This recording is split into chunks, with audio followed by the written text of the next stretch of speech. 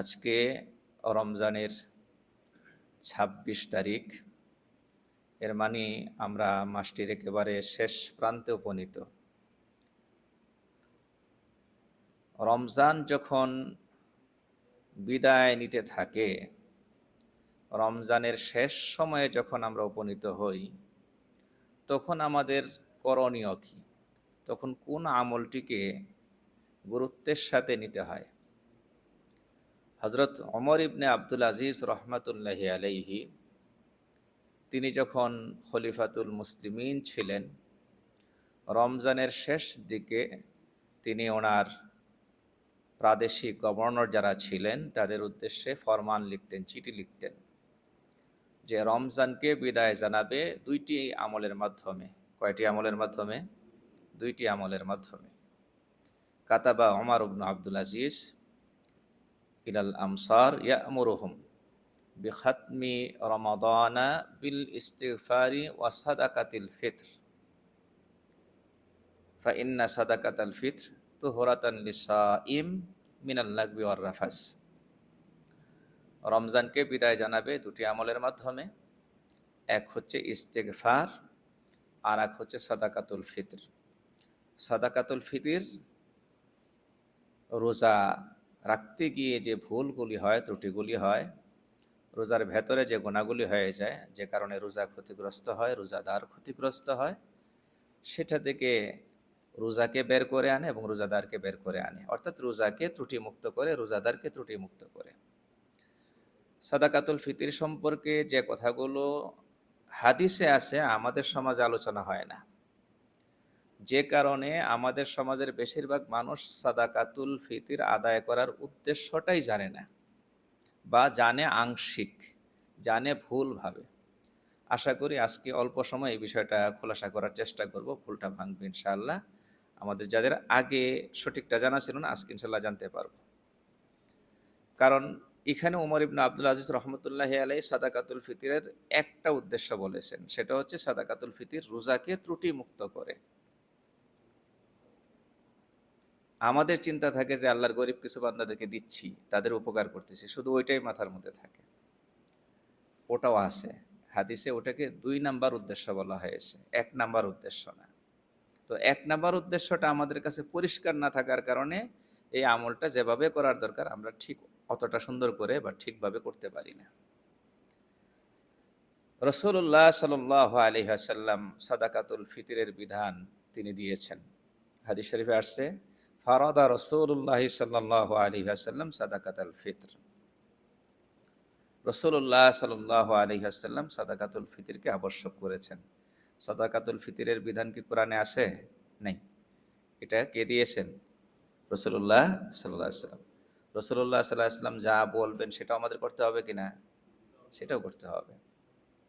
এখন ওই যে আজকালের যে একটা ফিতনা, অনলাইনের কারণে এটাও ছড়িয়ে গিয়েছে। এক শ্রেণীর মানুষ আছে, তারা বলে যে কোরআনে যা আছে তা মানব। যে কোনো কথার দলিল শুধুমাত্র কোরআনে খুঁজে, কোরআনে যদি থাকে বাস মানব, কোরআনে না থাকলে এটা গুরুত্বহীন হয়ে গিয়েছে, এটা মানব না। তো এই সমস্ত মানুষ সাদাকাতুল ফিতরের বিধান থেকে নেবে? কোরআনে তো নেই। আল্লাহর কথা যেমন মানতে হবে, রসুলের কথাও মানতে হবে। কারণ এই কথাটাও কে বলেছেন? আল্লাহ বলেছেন, আতিউল্লাহ ওয়া আতিউর রাসূল ফাইন তাওয়াল্লাইতুম ফাইন্নামা আলা রাসূলিনাল বালাগুল মুবিন। সূরা তাগাবুনে আল্লাহ পাক বলেছেন যে আল্লাহর আনুগত্য করো এবং রসুলের আনুগত্য করো। সমানভাবে বলেছেন, কিন্তু আল্লাহর আনুগত্য করো, আতিউল্লাহ আল্লাহর আনুগত্য করো, ওয়া আতিউর রাসূল রসুলের আনুগত্য করো। ফাইন তাওয়াল্লাইতুম, যদি পৃষ্ঠ প্রদর্শন করো, মানতে না চাও, আল্লাহকে মানো না অথবা আল্লাহকে মানো, রসুলকে মানো না, তাহলে আল্লাহই পরিষ্কার বলছেন ফাইন্নামা আলা রাসূলিনাল বালাগুল মুবিন। তাহলে আমার রসুলের দায়িত্ব হলো কেবল পৌঁছিয়ে দেওয়া। রসুল কাউকে বাধ্য করবেন না, শুধু পৌঁছায়া দেবেন। এরপরে যা করার লাগে সেটা আমি আল্লাহ করব। তাহলে রসুলকেও মানার কথা কে বলেছেন? আল্লাহ বলেছেন। সাদাকাতুল ফিতর রাসূলুল্লাহ সাল্লাল্লাহু আলাইহি ওয়াসাল্লাম আবশ্যক করেছেন, উদ্দেশ্য বলে দিয়েছেন, তুহরাতান লিসাইমি মিন লাগবি ওয়ার রাফাস। রোজাদার যে ত্রুটিগুলো রোজা রাখতে গিয়ে করেছে, মাস ব্যাপী রোজা রাখতে গিয়ে, সেই দোষ ত্রুটি থেকে রোজাদারকে পবিত্র করবে। রোজা রাখলাম কয়টা? 29টা বা 30টা। এখন 29টা বা 30টা রোজার মধ্যে কমসে কম 29টা গোনা করছি নাকি? রোজা রাইখা চোখের গোনা করা যায় না, তো আমরা ফেরেশতা হয়ে গিয়েছিলাম নাকি? কানের গোনা করা যায় না, জবানের গোনা করা যায় না, কারো সাথে বাজে ব্যবহার করে তাকে মনে কষ্ট দেওয়া যায় না, ঠিক না? কত রকমের গুনাহ যে আছে, আল্লাহর হক সম্পর্কিত গুনাহ, বান্দার হক সম্পর্কিত গুনাহ। রোজা অবস্থায় কোনো গুনাহ করা যায় না, এই মর্মে রাসূল সাল্লাল্লাহু আলাইহি ওয়াসাল্লাম পরিষ্কার করে বলেও দিয়েছিলেন, মাল্লাম ইয়াদা কাওলা জুরি ওয়াল আমালা বিহি ফালাইসা লিল্লাহি হাজাতুন ফি আইয়াদা তাআমাহু ওয়া শারাবাহ। যে ব্যক্তি রোজা রেখে গুনার কথা ছাড়েনি, গুনার কাজ ছাড়েনি, তার রোজার আল্লাহর কাছে কোনো মূল্য নেই। আখের আমরা মানুষ, তো আমাদের রোজা রাখতে গিয়ে ভুল ত্রুটি হয়েছে কিনা? তাহলে সারা মাস রোজা রেখেছি এবং প্রত্যেক রোজা অবস্থায় কম বেশি গুনাহ হয়েছে, ভুল ত্রুটি হয়েছে, বেহুদা কথা বলেছি, যে কথা বলা যায় না বলেছি, যেদিকে তাকানো যায় না তাকিয়েছি, যে কথা কানে নেওয়া যায় না শ্রবণ করেছি, শুনেছি, অনেক ভুল করেছি। তো এতগুলো ভুল করলাম এতগুলো রোজাতে, এখন এইটার মোচনের জন্য 110 টাকা দিয়ে বসে থাকলাম। বোঝাতে পারি নাই মনে হয়। এতগুলো ভুল করলাম এতগুলো রোজাতে, আপনার একটা জামা যদি ময়লা হয়, এইটাকে ওয়াশ করে আয়রন করে গায়ে দিতেও তো আপনার কত টাকা খরচ হয়ে যায়। বুঝেন নাই মনে হয়। তো আপনার একটা জামা ময়লা হয়েছে, এটা যদি নিজেও সাবান দিয়ে কি করেন, ওয়াশ করেন, তো সাবানের একটা খরচ আছে, আছে না নাই? 1 কেজি ডিটারজেন্ট পাউডারের দাম কত? সেখানে আপনার জামার জন্য তো একটা পরিমাণ ব্যয় হয়েছে। এরপরে আয়রন যদি বাইরে করেন 10 থেকে 15 টাকা খরচ আছে। তো আপনি 30টা জামা যদি ওয়াশ করেন, তা কত টাকা খরচ হবে? শুধু আয়রন করতেও তো আপনার কি হবে, 300 টাকা খরচ হবে। আমরা দিনটা বুঝি এক চিন্তাতে, দুনিয়াটা বুঝি আর এক চিন্তাতে। আল্লাহ তাআলা এটাকে দোষের বিষয় হিসেবে কোরআনে কারিমে উল্লেখ করেছেন। কাফেরদের ব্যাপারে বলেছেন, ইয়ালামুনা যাহিরাম মিনাল হায়াতিদ দুনিয়া। এরা দুনিয়ার ব্যাপারটা খুব ভালো বুঝে, আর আখিরাতের ব্যাপারে উদাসীন কাফের। দুনিয়া বুঝে এক সূত্রে, আখিরাত বুঝে আর এক সূত্রে। তো যে সূত্রে দুনিয়া বুঝি, এই সূত্রে আখিরাত বুঝলেও কিন্তু ঠিক হয়ে যেত। এই পেশটা আমরা এক জায়গায় না বহু জায়গায় লাগাই। কিরকম? মনে করেন একজন ডাক্তার ধরবে, তো ডাক্তার ধরবে মানে বাসার কাছে যে ডাক্তার পায় সেই ডাক্তারের কাছেই বারবার যায় এমনটা না কিন্তু। ডাক্তারের ব্যাপারে আগে খোঁজ খবর নেয়, কোন ডাক্তারের কাছে যাবে, বিশেষজ্ঞ কিনা উনি। বিশেষজ্ঞ হলেই হবে না, ওনার এই ব্যাপারে দক্ষতা কেমন আছে, রোগী ভালো হয় কিনা, খবরাখবর নিয়ে যাচাই করে ডাক্তার ধরে, যাচাই করে উকিল ধরে, ঠিক না? সব জায়গায় যাচাই করে।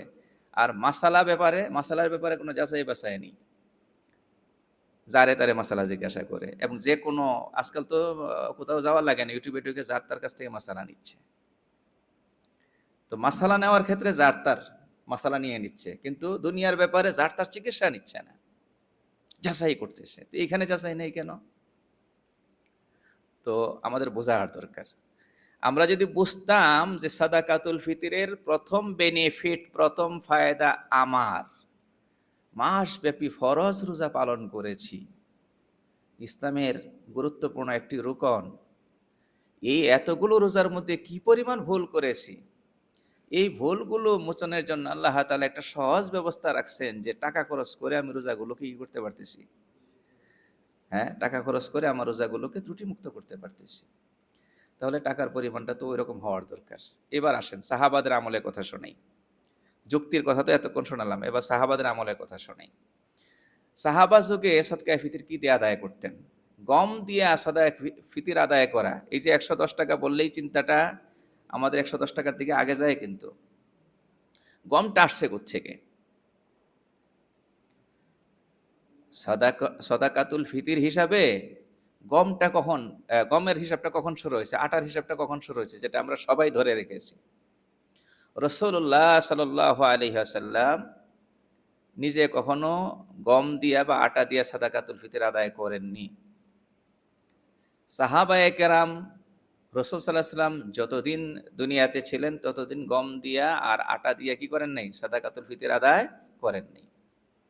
তাহলে গমের দিকে সাদাকাতুল ফিতর গেল কখন, কিভাবে গেল? রাসূল সাল্লাল্লাহু আলাইহি ওয়াসাল্লামের যুগে আদায় করা হতো 4টা জিনিস দিয়ে: খেজুর, কিশমিশ, পনির, জব। খেজুর, কিশমিশ, পনির, জব, এই 4টা দিয়া। গম ছিল না তখন, আরবে গম উৎপাদনও হইতো না, আমদানিও হইতো না তখন তেমন একটা। এটা তখন বিরল জিনিস ছিল রসুলের যুগে। রাসূলুল্লাহ সাল্লাল্লাহু আলাইহি ওয়াসাল্লাম দুনিয়া থেকে যাওয়ার পরে তখন আস্তে আস্তে তো ইসলামী রাষ্ট্রের পরিধি, সাম্রাজ্যের পরিধি বড় হতে থাকে। হযরত মুআবিয়া রাদিয়াল্লাহু তাআলার সময়ে মক্কায় গম আমদানি শুরু হয়। তো গম তখন দেখা গেছে অন্য খাবারগুলোর তুলনায়, আগে যে 4টার কথা বলা হয়েছে না, ওই 4টা ছিল তাদের সমাজে রেগুলার পাওয়া যায় এমন জিনিস। বিশেষ করে খেজুরটা রেগুলার পাওয়া যায়, সবাই এটা খায়, এটা খাদ্যের মতো ব্যবহার হয়। এবং সাদাকাতুল ফিতিরও সাধারণত তারা খেজুর দিয়ে আদায় করতেন। মুআবিয়া রাদিয়াল্লাহু তাআলার সময় যখন গম আমদানি হলো, তখন গমটা তাদের কাছে ছিল লোভনীয় একটা খাদ্য। গমটা ছিল কি আকর্ষণীয় খাবার, এবং গমের দামটা ছিল সবকিছুর চাইতে বেশি। গমের দাম খেজুরের চাইতে বেশি ছিল, পনিরের চাইতে বেশি ছিল, কিশমিশের চাইতে বেশি ছিল, তারপরে পনিরের চাইতে সবগুলোর চাইতে বেশি ছিল। কত বেশি? ডবল। বরং ডবলের চাইতেও আরো আকর্ষণের জায়গা ছিল। মানে 3 কেজি 300 গ্রাম আমাদের জামানার ওজন হিসাবে 3 কেজি 300 গ্রাম খেজুর দিলে একটা মানুষ যতটা খুশি হবে, আধা কেজি গম দিলে তার চেয়ে বেশি খুশি। আধা কেজি না, মানে ওই আধা সা, আপনার 1 কেজি 650 গ্রাম, মানে ওটার হাফ, খেজুরের হাফ যদি গম দেয় একজন মানুষ বেশি খুশি হবে। এই লেভেলে চলে আসছে। সংক্ষেপে বলছি আমি ইতিহাসটা। হযরতে আব্দুল্লাহ ইবনে ওমর রাদিয়াল্লাহু তাআলা, তিনি আবার রাসূল সাল্লাল্লাহু আলাইহি ওয়াসাল্লামকে যখন যা করতে দেখতেন এটা খুব কঠিনভাবে ধরে রাখতেন। এবার যুক্তিতে ধরুক আর না ধরুক, ওনার এই অভ্যাস ছিল। সফরে এমন হয়েছে যে আব্দুল্লাহ ইবনে মাসউদ এক জায়গায় পেশাব করলে মানুষ যেভাবে করে বসে এইভাবে করে বসছেন, আবার উঠে গেছেন। সাথে যে সফর সঙ্গী ছিল তিনি বুঝতে পেরেছেন যে পেশাব করেননি, কারণ পেশাব করলে তো সময় নিয়ে পেশাব করেন, বোঝাই যাবে বাকি কাজ। কিন্তু উনি বসেছেন পেশাব করার মতো করে, আবার উঠে গিয়েছেন। জিজ্ঞাসা করলেন, হযরত এটা কেন করলেন? কয় যে আসলে ব্যাপারটা আমার এখন পেশাবের প্রয়োজন হয়নি। রাসূল সাল্লাল্লাহু আলাইহি ওয়াসাল্লামের সঙ্গে এদিক দিয়ে যাচ্ছিলাম, নবীজি এই জায়গা থেকে করেছিলেন, পেশাব করেছিলেন। আমি চিন্তা করলাম নবীজির অনুকরণে আমি একটু পেশাব করব না, তবে একটু ভান করব।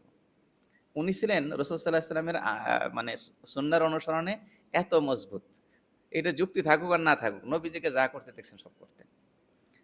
তো তিনি সাদাকাতুল ফিতির আদায় করতেন সবসময় খেজুর দিয়া।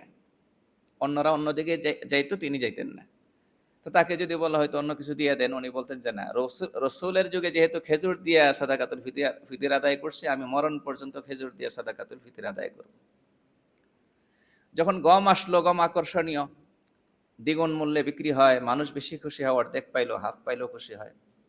তখন আবু মিজলাস রাহিমাহুল্লাহ তাআলা, তাবিঈ, তিনি ওই আব্দুল্লাহ ইবনে ওমর রাদিয়াল্লাহু তাআলার কাছে গিয়া বললেন, ইন্নাল্লাহা কদ আওসা ওয়াল বুররু আফদালু মিনাত তামরি। আব্দুল্লাহ ইবনে ওমর, আল্লাহ তো এখন আমাদেরকে সামর্থ্য বাড়াইয়া দিচ্ছেন, এখন আমাদের উচ্চ সামর্থ্য আছে, আগের চাইতে সামর্থ্য এখন কি বেশি, অভাব দূর হয়ে গেছে।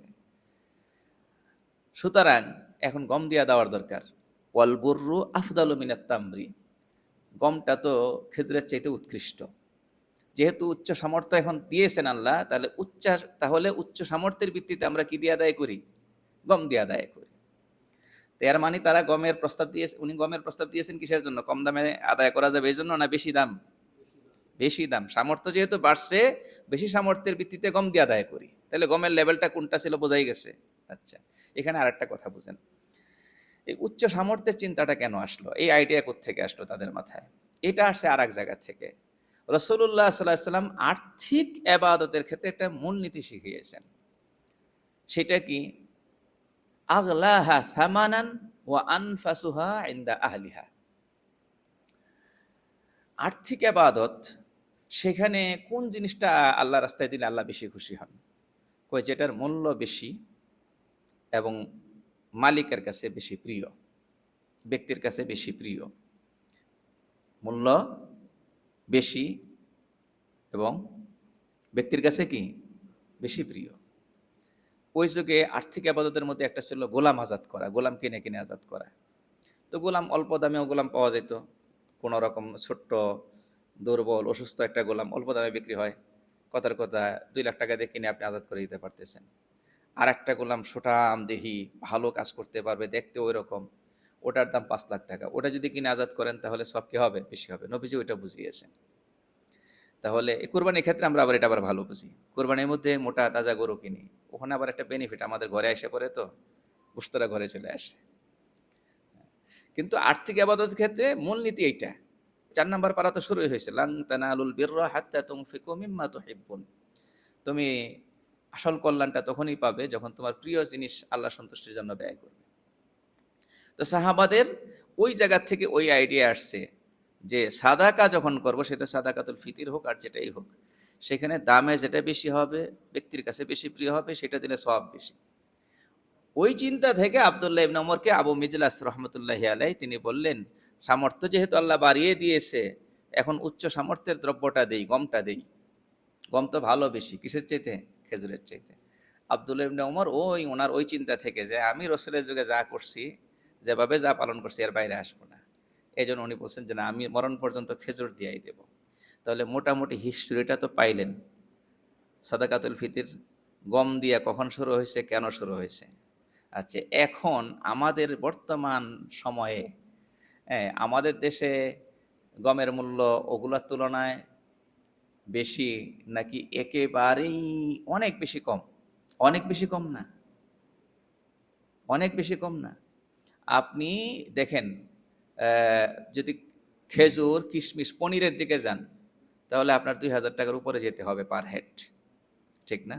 রেট তো আপনারা জেনেছেন, 2,000 টাকার উপরে যেতে হবে। 2,400, 2,800 পর্যন্ত সর্বোচ্চটা দেখানো হয়েছে না? আচ্ছা, যদি কমের মধ্যে আসেন তাহলে জবের বলা হয়েছে 590 টাকা না 95 টাকা? হ্যাঁ, জব 595 টাকা, প্রায় 600 টাকা পার হেড।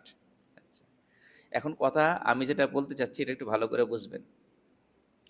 আমার বলার উদ্দেশ্য এই নয় যে গমের মূল্যে সাদাকাতুল ফিতির আদায় করলে আদায় হবে না, এটা বলা উদ্দেশ্য না। গমের মূল্যে সাদাকাতুল ফিতির আদায় করলেও কি হবে? আদায় হবে। কিন্তু গমের মূল্যে সবাই কেন সাদাকাতুল ফিতির আদায় করবে? যে মানুষকে আল্লাহ পাক অনেক সামর্থ্য দিয়েছেন, যে মানুষটা এই রমজান মাসে পরিবারের জন্য বাজার করেছে কথার কথা 40,000 টাকার, 50,000 টাকার, যে মানুষটা 40-50,000 টাকার রমজান মাসে খেয়েছে, শুধু ঈদ শপিং করেছে 20-30-40,000, 50,000 টাকা, তিনি কেন পার হেড 110 টাকা করে সাদাকাতুল ফিতর আদায় করবেন? তিনি কি এটার উদ্দেশ্য বুঝছেন?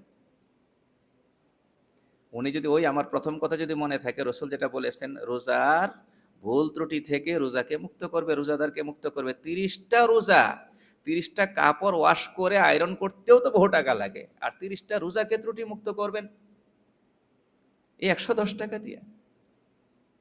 যার সামর্থ্য একদম সীমিত, যার সামর্থ্য বলেন না একদম কি সীমিত, বাজারে গেলে ভালো একটা মাছ কিনতে পারে না, বাজারে গেলে ভালো একটা মাছ কিনতে পারে না, একদম সীমিত সামর্থ্য। গরু গোশতটা বছরে 1-2 বার কেনাটাও কঠিন হয়ে যায়। কোন রকম মানে একটা টানা পোড়েনের ভেতরে সংসার চলে, সীমিত আয়ের মানুষ, ওই ধরনের মানুষ যদি 110 টাকা করে কি করে সাদাকাতুল ফিতর আদায় করে, তাহলে ঠিক আছে, ঘরে 4-5 জন সদস্য, 500-600 টাকা মাত্র সাদাকাতুল ফিতর আদায় আসলো। আর যাকে আল্লাহ পাক সামর্থ্য, উচ্চ সামর্থ্য দিয়েছেন, তার তো আস্তে আস্তে করে উপরে ওঠার দরকার। আপনি সারা মাস খেজুর খেয়েছেন, আপনি যে খেজুরটা খেয়েছেন, ইসলামিক ফাউন্ডেশন কি রেট দিল, রেট আসলে কোনো গুরুত্বপূর্ণ বিষয় না। আমাদের দেশের মানুষ যেহেতু রেট চায়, বোঝার জন্য একটা রেট দেওয়া হয়, এটা আপনারটা আপনি করতে পারবেন। আপনি যে খেজুর কিনে খেয়েছেন, সেই খেজুর 3 কেজি 300 গ্রামের দাম কত, বাস প্রতিজনের সাদাকাতুল ফিতর সেইটা। আপনার পরিবারের সদস্য কয়জন আছে আপনি হিসাব করে ফেলেন। ফাউন্ডেশন থেকে যে রেট দিয়েছে সেটা অনুযায়ী আদায় করেন, তাতেও সমস্যার কিছু নেই। আপনি আপনার মতো করে যদি আদায় করতে চান তাও পারবেন। কেউ যদি সাদাকাতুল ফিতির 5,000 টাকা বানায় পার হেড, সমস্যার কিছু নেই, উনি ওই রকম খেজুর খায়, ১,৫০০ টাকা ২,০০০ টাকা মূল্যের খেজুর খায়, তো উনি বানালো, অসুবিধা তো নেই। এখানে আরেকটা লাভ আছে, যারা বুদ্ধিমান, বুদ্ধি খাটিয়ে মাথা খাটিয়ে কিন্তু দিনের কাজও করা যায়। দুনিয়ার লাইনে যেমন নাকি আমরা বুদ্ধি খাটিয়ে অনেক কাজ করে খুব খুশি হয়ে যাই যে আমি এখানে খুব বেনিফিটেড হয়েছি, তো দিনের লাইনেও বুদ্ধি খাটিয়ে বেনিফিটেড হওয়া যায়। সেটা কীরকম? আপনি যদি অনেকের আলহামদুলিল্লাহ অভ্যাস আছে নফল সাদাকা করে, নফল দান করে। এখন আপনি নফল দান করলেন, ১০,০০০ টাকা নফল দান করেছেন, জাকাতের বাইরে নফল দান।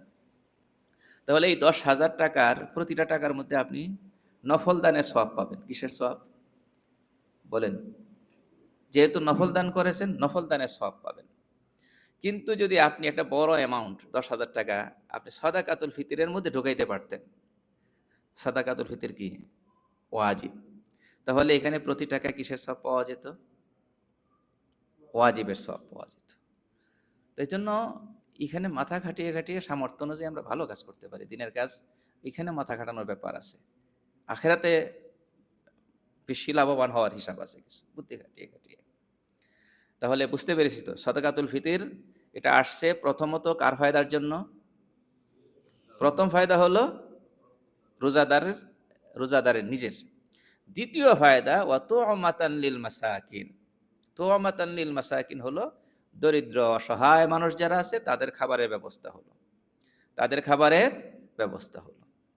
এখন এইটাও যদি আমরা একটু চিন্তা করি, তো একটা সাদাকাতুল ফিতর তো একজন মানুষের অন্তত দুবেলা খাবারের ব্যবস্থা হওয়ার কথা হিসাব অনুযায়ী। আপনি যদি এই দিক থেকেও চিন্তা করেন, কি বলছি, সাদাকাতুল ফিতরটা তো অন্তত একজন মানুষের ফিতরা দিয়া একজন মানুষের কি হওয়ার দরকার? দুবেলার খাবারের ব্যবস্থা হওয়া দরকার। বুঝতে পেরেছেন? কোরআন সুন্নাহর ভাষ্য অনুযায়ী কিন্তু হিসাবটা এরকম। এখন আজকাল যদি ১১০ টাকা দেওয়া হয় আর একজন মানুষকে বলা হয় যে তুমি দুবেলা খাও, না ঘরে রান্না করে খাইতে পারবে, না কোনো হোটেলে খাইতে পারবে ১১০ টাকা দিয়ে? তো বুঝতে পেরেছেন, কায়দায় পাইছি এই জন্য ১১০ টাকা দিতেছি, কায়দায় পাইছি এই জন্য ১১০ টাকা দিতেছি। কিন্তু আপনি যদি সার্বিকভাবে জিনিসটা চিন্তা করেন, তাহলে সামর্থ্যবানের জন্য বিশেষ করে ১১০ টাকার মধ্যে থাকার কোনো কি নেই, যৌক্তিকতা নেই। কথা বুঝতে পেরেছেন? তো এই জন্য আমি বলছি যে এটা হলো যাদের একান্তই অপারগতা আছে, আর্থিক টানাটানি আছে, সীমাবদ্ধতা আছে, তারা এই সর্বনিম্ন মূল্যে সাদাকাতুল ফিতর আদায় করবে। আর আমরা শুরু করব একটু ওই কমসে কম জব থেকে শুরু করি, যাদের সামর্থ্য আছে খেজুরে যাই। এবং মা নাকাসাত সাদাকাতুন মিন মালিন, রাসূলুল্লাহ সাল্লাল্লাহু আলাইহি ওয়াসাল্লামের কত সুন্দর কথা আমাদেরকে বোঝানোর জন্য বলেছেন। মা নাকাসাত সাদাকাতুন মিন মালিন, সাদাকায় সম্পদ কমে না।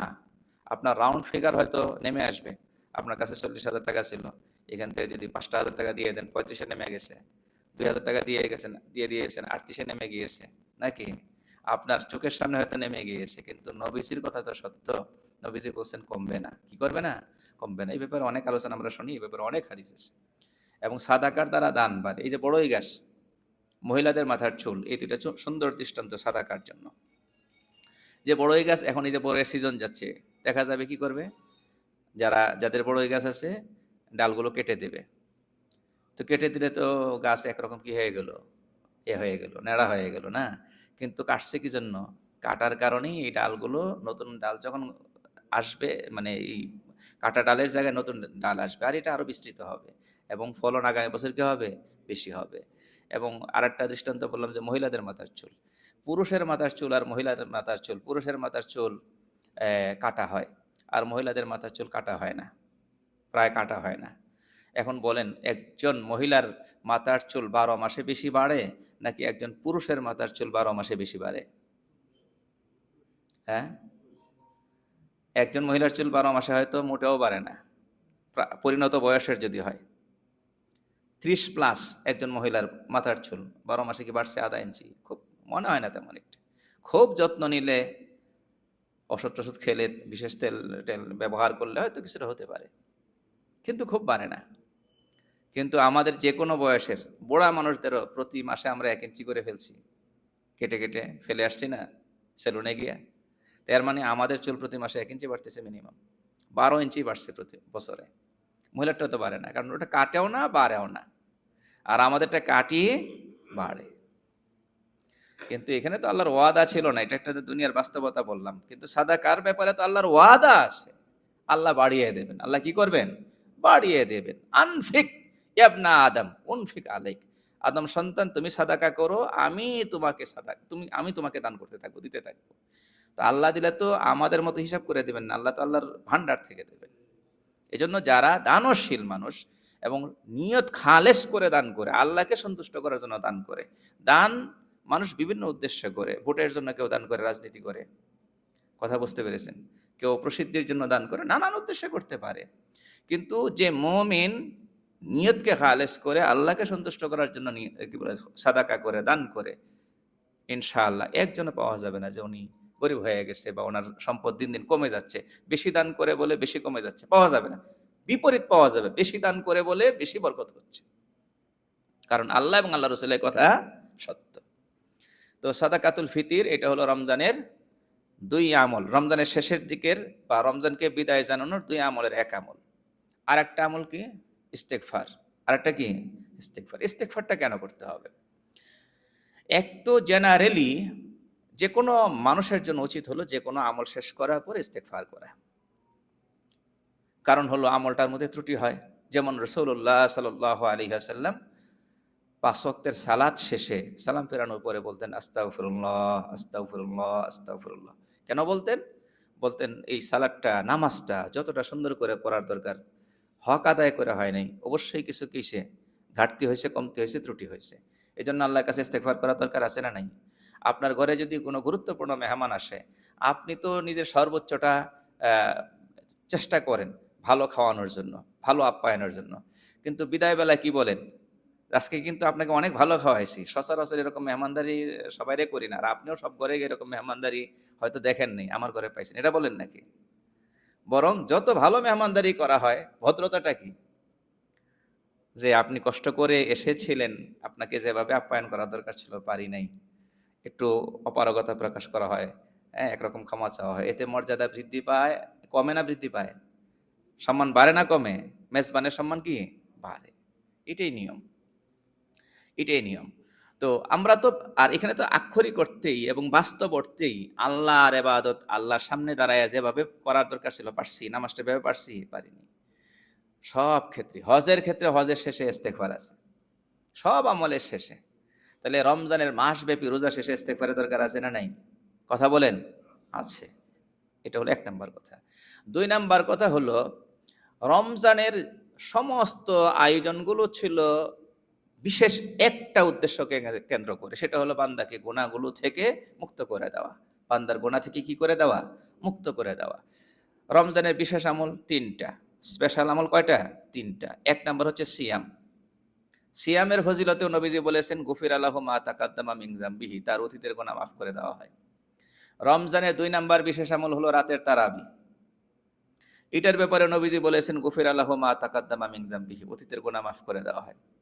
রমজানের ৩ নাম্বার বিশেষ আমল হচ্ছে লাইলাতুল কদরের ইবাদত। সেখানেও নবীজি ফজিলত ঘোষণা করেছেন গুফিরা লাহু মা তাকাদ্দামা মিন যামবিহি। অন্য সময় পুরনো হাদিস আপনাদেরকে শুনিয়েছি বা আপনারা অন্য জায়গায়ও শুনিয়েছেন। তাহলে দেখেন রমজানের স্পেশাল ৩টা আমলের একই ফজিলত নবীজি ঘোষণা করেছেন যে গুনাহ থেকে মুক্ত করে দেওয়া হয়। তাহলে কি কথা বলা যায় না রমজানের সমস্ত আয়োজনটা কিসের জন্য? আমাকে আপনাকে গুনাহ থেকে মুক্ত করার জন্য। তো আল্লাহ এত গুরুত্বের সাথে আমলগুলো দিয়েছেন আমাকে গুনাহ থেকে মুক্ত করার জন্য, কিন্তু আমি নিজেকে গুনাহ থেকে মুক্ত করলাম না।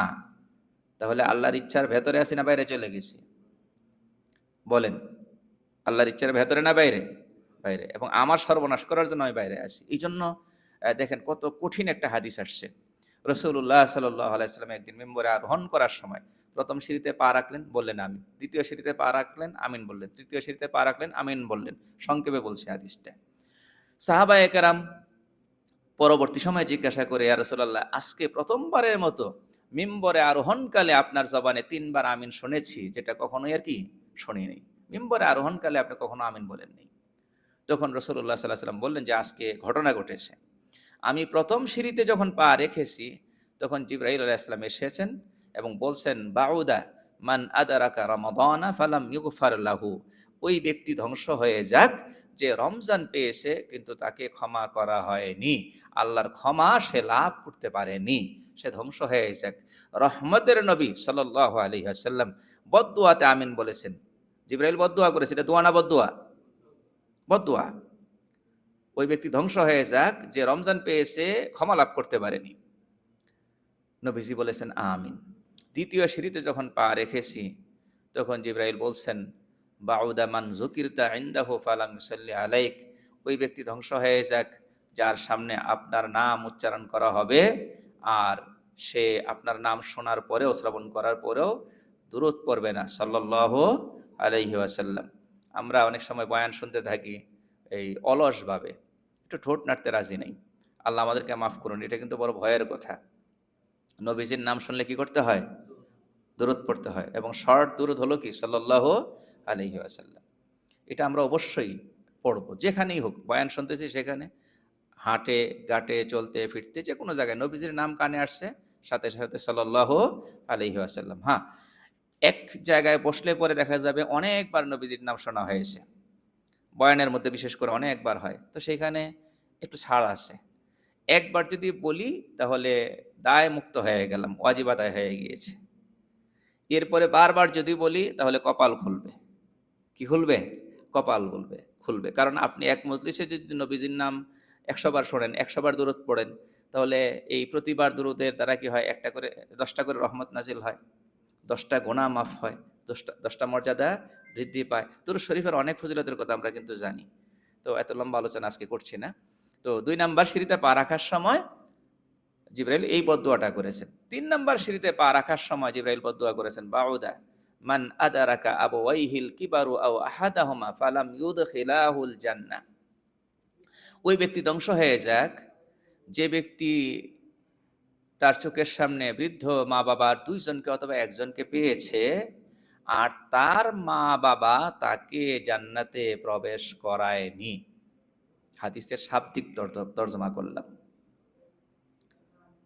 আমরা যদি বলি যে সন্তানের জান্নাতের চাবিটা মা বাবার হাতে, ভুল হবে না। সন্তানের জান্নাতের চাবিটা কার হাতে? মা বাবার হাতে, ভুল হবে না। কারণ এখানে আরবি যারা বুঝে তারা তো ধরতে পারবে, আমি তারপরেও তর্জমাটা করে দিচ্ছি আবার। নবীজি বলছেন ফালাম ইউদখিলাহুল জান্নাহ, তার মা বাবা তাকে জান্নাতে প্রবেশ করায়নি। তাহলে বোঝা গেল জান্নাতে প্রবেশ করাবে কে? মা বাবা। অন্য হাদিসে নবীজি বলছেন হুমা জান্নাতুকা ওয়া নারুক, তোমার মা বাবা তোমার জান্নাত অথবা তোমার জাহান্নাম। হক আদায় করছো, খুশি রাখছো, জান্নাত। খুশি রাখতে পারো নাই, জাহান্নাম। আল্লাহই বলেছেন, আল্লাহ রাসূল সাল্লাল্লাহু আলাইহি ওয়াসাল্লাম আল্লাহর তরফ থেকেই বলেছেন। তো মা বাবার হক আদায় করা খুবই জরুরি। মা বাবা দুনিয়াতে আছে, কদর করা জরুরি।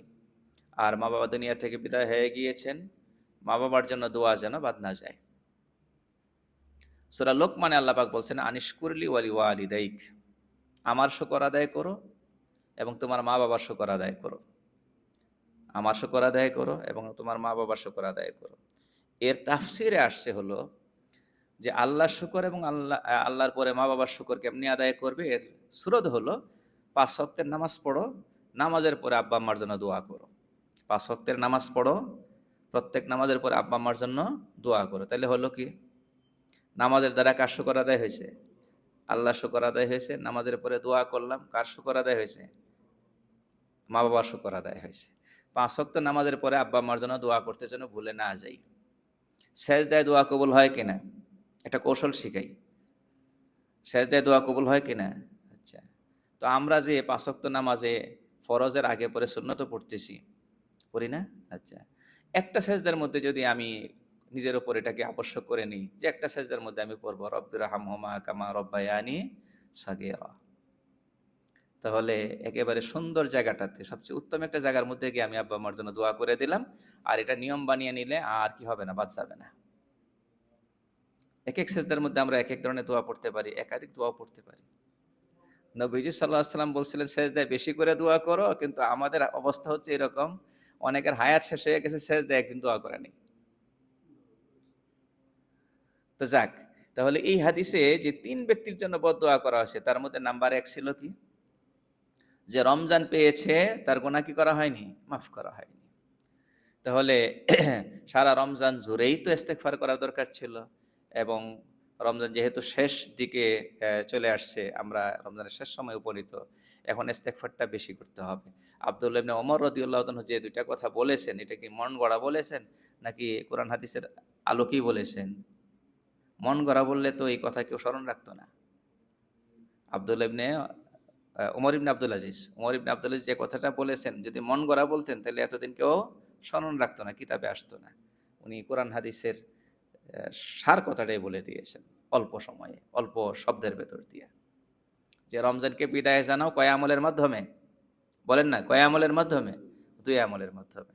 এক নাম্বার হচ্ছে ইস্তেগফার, দুই নাম্বার হচ্ছে সাদাকাতুল ফিতর। তো এই জন্য যে কয়টা দিন আছে, সাদাকাতুল ফিতর আমলটা তো এখন আমাদের সামনেই আছে। হ্যাঁ, ঈদগাহে যাওয়ার আগে সাদকাতুল ফিতর আদায় করার কথা নবীজি তাকিদ সহকারে বলেছেন। আহ, আর হলো যে এই যে কয়টা দিন আছে আমরা ইস্তেগফার বেশি করে করব। আর ইস্তেগফার করলাম তো হলো যে গুনাহ মাফ করানোর জন্য। আল্লাহ তাআলা সিয়াম, তারপরে তারাবি, লাইলাতুল কদর সব দিয়েছেন গুনাহ থেকে মাফ করানোর জন্য, সব ঠিক আছে। কিন্তু আমরা যদি আবার গুনাহ চালু রাখি, গুনাহ করতে থাকি, তাইলে কেমন হলো? একদিক দিয়ে আল্লাহর কাছে বলছি, আল্লাহ আমার অতীতের গুনাহ মাফ করে দেন, আবার ওই দিক দিয়ে আমি নিজে গুনাহ করতেছি। ওটা তো ওই ব্যক্তির মতো, খুব মাছ ধরতেছে, ডোলার মধ্যে রাখতেছে, কিন্তু ডোলা নিচে দিয়ে ছিদ্রওয়ালা, ওটার মতো হয়ে যাবে। তো এই জন্য গুনাহ না করি, বিশেষ করে রমজান মাসে গুনাহ না করি। রমজান মাসের শেষ দিকে অনেকের নামাজ পর্যন্ত ছুটে যায়, আল্লাহ মাফ করুন, এটা যেন না হয়, যেন নামাজ ছুটে না যায়, এটা সর্বোচ্চ চেষ্টা করি। আর মসজিদে একটু সময় বেশি দিতে চেষ্টা করি, তাহলে দুই ফায়দা হবে। একদিকে গুনাহ কম হবে, মসজিদে গুনার পরিবেশ আলহামদুলিল্লাহ নাই, গুনাহ কম হবে। আর নাম্বার দুই হলো কিছু আবাদত হবে, কিছু কি হবে? আবাদত হবে। এই জন্য একটু একটু করে সময় বের করে করে মসজিদে ঢুকলাম। বিশেষ করে নামাজ কেন্দ্রিক তো আমরা ঢুকি, নামাজের সময়টাতে ঢুকি। তো নামাজের আগে হোক পরে হোক, ব্যস্ততা যদি না থাকে, ইসলাম এইটাই আমাকে বলছে যে তুমি এই হয় দুনিয়ার কাজে ব্যস্ত থাকো অথবা আখিরাতের কাজে ব্যস্ত থাকো। ব্যস্ত থাকো, ব্যস্ত থাকো। এই নির্বিকার বসে থাকা, বেকার থাকা, এটা আল্লাহ রসুল পছন্দ করে না, এটা কোরআনের ভাষায় লগ্ভ। সফল হওয়ার জন্য এই লগ্ভ থেকে দূরে থাকাটা আবশ্যক। সূরা মুমিনুনের শুরুতে আল্লাহ পাক বলছেন, ক্বাদ আফলাহাল মুমিনুন আল্লাযীনা হুম ফি সালাতিহিম খাশিউন ওয়াল্লাযীনা হুম আনিল লাগভি মুরিদুন। সফল মুমিনগণ যারা নামাজের মধ্যে খুশু অবলম্বনকারী, বিনয়ের সাথে আল্লাহকে ভয় করে মনোযোগ সহকারে নামাজ পড়ে, আর হলো বেহুদা বিষয় থেকে দূরে থাকে, লগ্ভ থেকে, বেহুদা থেকে। তো বেহুদা বিষয় কোনটা? আমি এমন কিছুর মধ্যে সময় ব্যয় করতেছি যেখানে না আখিরাতের ফায়দা আছে, না দুনিয়ার ফায়দা আছে। এই জন্য যাদের ব্যস্ততা আছে, আমরা তো পেশাগত কাজে ব্যস্ত থাকতেই পারি, সাংসারিক কাজে ব্যস্ত থাকতেই পারি, এবং সেখানে নিয়ত করবো ইনশাল্লাহ, হ্যাঁ আমি সংসারে হক আদায় করার জন্য, আল্লাহর হুকুম পালনার্থে আমি সংসারে কাজ করতেছি, পেশাগত কাজ করতেছি, ওখানে সওয়াব হবে। আর ফাঁকা সময়গুলো সম্ভব হলে মসজিদে দিই। এবং নফল এতেকাব, যারা সুন্নত এতেকাব করতে পারতেছি না, তারা নফল এতেকাব করতে পারি। নফল এতেকাব দিনেও করা যায়, রাতেও করা যায়। সুযোগ থাকলে বেশি, মানে ভালো সুযোগ থাকলে আমরা রাতে নফল এতেকাব করতে পারি। আর শেষ একটা কথা বলে ফেলি, আর কথা লম্বা করতেছি না। শেষ কথা যেটা, সেটা হলো এই তারাবি আজকে শেষ হবে না। অনেক মানুষ মনে করে কি 27 কি হয়ে গেছে, তারাবি শেষ হয়ে গেছে, এরপরে আর 2-3 দিন তারাবি পড়ে না। আজকে তারাবি শেষ হবে না, আজকে কি হবে? খতম শেষ হবে। এইটাও বিশেষ কারণে আমাদের এই দেশে, হয়তো আশপাশের দেশগুলোতে হতে পারে, চালু হয়েছে যে 27-এ শেষ করা। আগে কিন্তু 27-এ শেষ করা হতো না। বুঝতে পেরেছেন? সারা রমজান ব্যাপী খতম করা হয়তো।